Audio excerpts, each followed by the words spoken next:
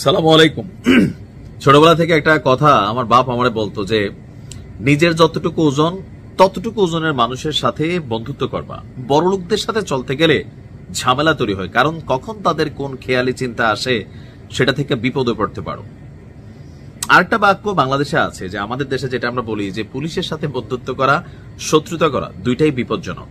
তবে আজকের দিনে মার্কিন যুক্তরাষ্ট্রের যে প্রেসিডেন্ট আছে ডোনাল্ড ট্রাম্প, তার সাথে বন্ধুত্ব শত্রুতা দুইটাই কিন্তু ভাই আপনার পুরো দেশকে বিচ্ছিন্ন করে দিবে। সবচেয়ে মজার বিষয় হচ্ছে এর আগের টার্মে যখন ডোনাল্ড ট্রাম্প ক্ষমতায় ছিল, মোদির সাথে এক অন্যরকম বন্ধুত্ব ছিল। মোদি একজন ভালো বাবা এরকম বক্তব্য কিন্তু দিছিল। এমনকি মোদিও ট্রাম্পের এত ভক্ত ছিল। আবার ভারতীয়রা একাংশের মানুষ ট্রাম্পকে পূজাও করতো, আপনাদের খেয়াল আছে নিশ্চয়ই ওই ঘটনাগুলো। কিন্তু এইবারের টার্মে আইসা টোটালি সম্পর্কের জায়গাটা উল্টাই গেছে। গতকালকে ভারতের প্রধানমন্ত্রী নরেন্দ্র মোদীকে ভয়ঙ্কর, অত্যন্ত ভয়ঙ্কর, শুধু ভয়ঙ্কর না অত্যন্ত ভয়ঙ্কর ব্যক্তি বলে মন্তব্য করেছেন ট্রাম্প।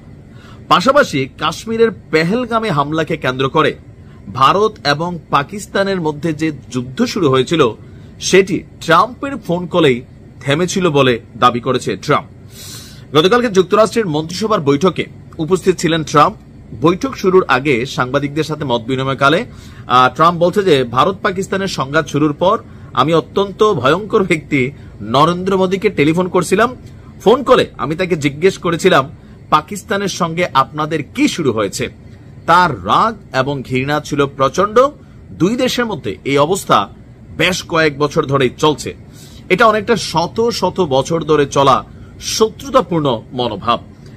তো এখানে অনেক কিছু বলছে যে মাঝখানে আবার আমরা শুনলাম যে কয়েকদিন আগে আবার ট্রাম্প নাকি 4 বার কল দিয়েছে নরেন্দ্র মোদীরে, নরেন্দ্র মোদী ধরে নাই। এই মুহূর্তে আমেরিকা এবং ভারতের মধ্যে যে জিনিসটা নিয়ে কনফ্লিক্ট সেটা হচ্ছে শুল্ক।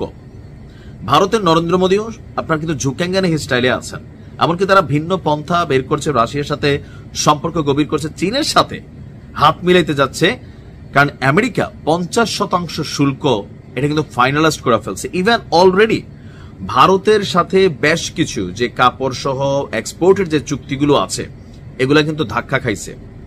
এখন এই অবস্থা থেকে ভারতের সরকার স্বাভাবিকভাবে এটা মোদির উপর একটা চাপ পড়ে গেছে যে নরেন্দ্র মোদীর এমনিও ভিত কিন্তু অনেকটা দুর্বল।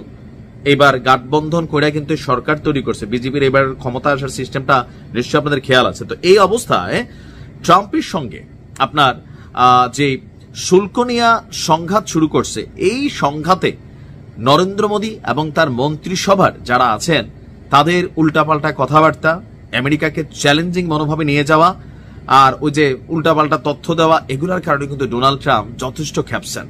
আর এই খেপাতে আপনার অলরেডি দুই দলের মধ্যে ধরেন এখন আমেরিকার সাথে ভারতের পাঙ্গা নেওয়া, ভারতের সাথে আমেরিকার পাঙ্গা নেওয়া, এখানে ভারত ক্ষতিগ্রস্ত হবে।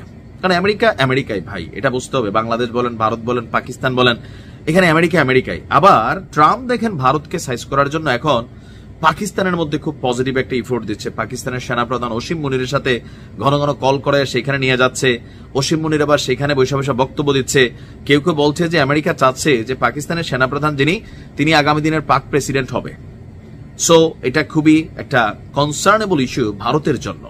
কি মনে হয় যে এই যুদ্ধে, যেটা শুল্ক যুদ্ধ বা আভ্যন্তরীণ যে সমস্যাগুলো, এটাতে কে টিকে থাকবে, ভারত নাকি আমেরিকা?